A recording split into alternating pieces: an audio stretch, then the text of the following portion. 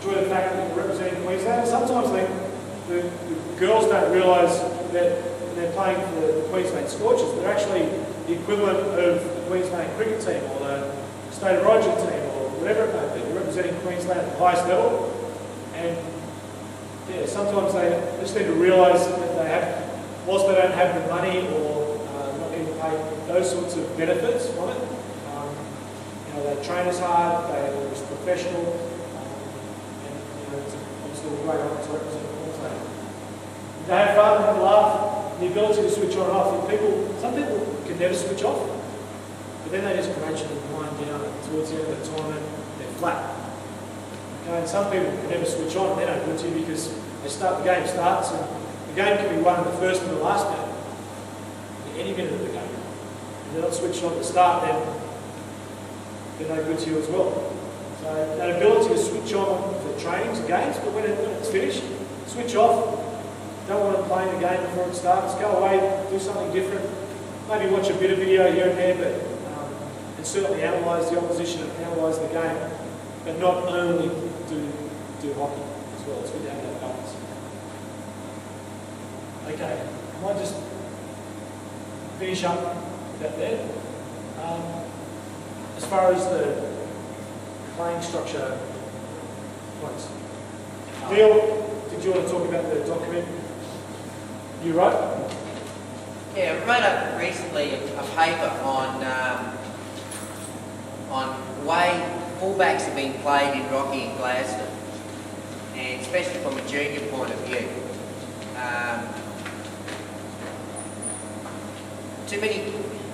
A lot of the coaches are playing what they call a high fullback and a sweeper. Now, we're getting into too defensive in a way that two players have got a tendency of just virtually not participating in the game.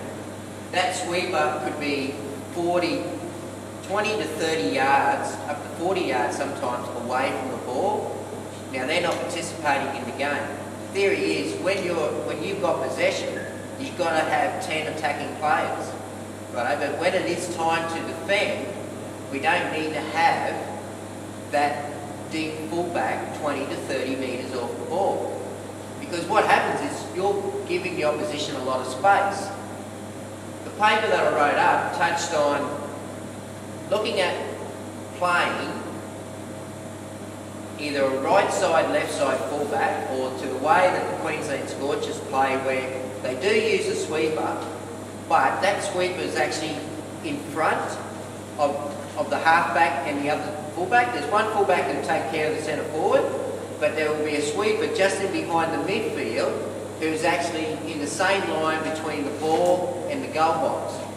Now from there you've got everyone participating in the game. The opposition doesn't have so much space behind your midfielders. Now the way our games are played here, when you actually see it on a video, in behind your inside, say for an example, the opposition inside left has it, he beats your inside right. Now in a game here, there's a lot of space. There's no one there to clean that up. Okay, there's no one there to tackle that player or to stop the opposition flowing through. So they've virtually got direct entry into the top of the circle. And I'm seeing it in A-grade men's games and women's games here. That sweeper will just stay, the two fullbacks will virtually just stay in the middle of the hockey field. Okay? Now, the problem that I find with when you play one fullback who spots marks the opposition centre forward, smart coaches will tell their centre forward to move away to create space for another person to move into. Okay? So the paper's just touched on having a look at playing your fullbacks different, not so far off the ball. Don't allow your opposition to have so much space to move into. You can still have one fullback who takes care of the centre forward, but don't have your sweeper 40 metres off the ball. Have a look at moving that person upfield, and they can actually swing in behind and clean up anything. Once your midfield gets beaten, they're there to clean up. Yeah, is this trying to set up what I'm reading your paper, which I thought was really well thought out and well presented. You're saying that The up fullback is taking the centre striker of the opposition, and the sweeper is back further. Okay, whereas what we're saying is the sweeper should take that striker, and the up fullback may often be the free player. Okay, that position. It's come about because the strikers are starting to play higher and really stretch and try and elongate with no offside. So there's just that sweeper is going to have the ability to play against that player. If it goes through past this up fullback, then they're going to be able to get back and cover the fence. And these guys are going to be able to cover the fence if it does get back into there. The principle we have for the up fullback, if the ball is here, the up fullback positions line of ball to goal. So what happened? Simple line of ball to goal. The up fullback positions across in that line. So as a principle. Okay, if the ball gets transferred across, then they swing across, they still play line of ball to goal. Try not to get these guys on the same line, both the sweep back and the up fullback. Okay, as a general rule. One of the issues though, with the new rule and the end-to-end that Australia, Argentina and the women, or the Australia men, Australia, Pakistan and men, is that the up fullback will go there and make the intercept, pass the heel, midfielder gets transferred and they're off, and they're attacking, and the defenders are back here still, when they get tired, when they get fatigued. And what happens is, the midfielders will play, midfielder,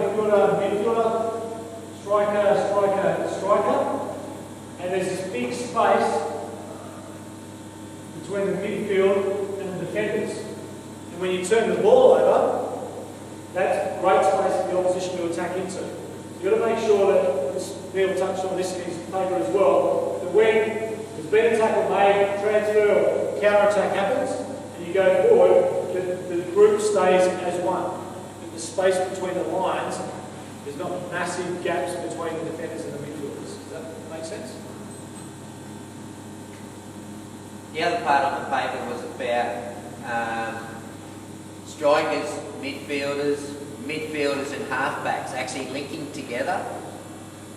A lot of A-grade games, players go on the park and there's 11 individuals. Now, what I wrote was coaches need to learn to train their teams, training throughout the week, in how they're actually going to play on the Saturday. So the linking up part was, one example is if the midfielder starts out on the sideline, that person moves in, the striker then would move out, because we don't want people on the same lines. If the midfielder moves back towards your fullback with the ball, that allows your halfback to move upfield. So therefore you're starting to get more links on the field, okay? So we're all starting now to play as one. We're not 10 or 11 individuals on the field. And that does what happens in a lot of club games out here. So it's very important that when you set up your trainings on a weekend, through the midweek, do your structure and how you want to play on the weekend. So learn how to train, how you're going to play on the Saturday. So, just from the Scorchers attacking instruction, the Dutch strikers I reckon have been the most best performed strikers in world hockey from a women's program point of view. They actually they line of ball to goal.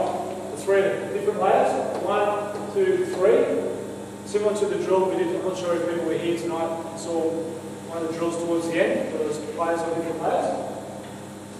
Scorchers wise, we used a variation of that. So we wanted them on the line of ball to goal, but more within that sort of line. So there was a bigger, I guess, channel that they could be line of ball to goal. But we definitely wanted them on different layers. So if the ball's here, like a right half, have a striker. Striker could be here, striker there, a striker there. Okay, so all on different lines, but when the ball, for instance, gets played here to here, I look up, we've got an option here, an option there, and an option, 3 different lines, all on different layers. The different layers makes it hard to defend. You notice we've also stretched them stretch their defence so that you've got space to work in as well. The principle is that you've got space, and quite often this player will lead in and maybe back out, or they lead in and then that player or this player will lead out into the space. The quick receiving that we spoke about right at the start, the ability to